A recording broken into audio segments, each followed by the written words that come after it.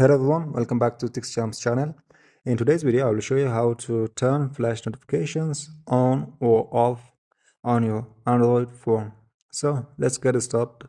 First, open the settings app on your phone. Next, tap on notifications. Scroll down and select flash notifications. It is the bottom of the page. Here you will see two different types of flash notifications. The first option is camera flash notifications.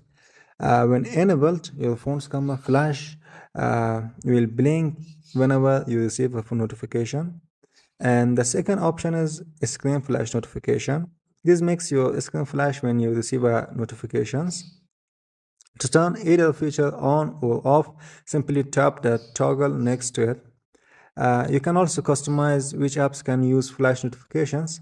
Tap on the notifications type you want to manage and then select the apps you want to receive flash alerts from. And you can enable flash notifications for all apps or choose specific apps only. Some devices also include additional settings that let you customize how flash notifications work. And once you have made your changes, your setting will be saved automatically. And that's it. That's how you can turn flash notifications on or off on your Android phone.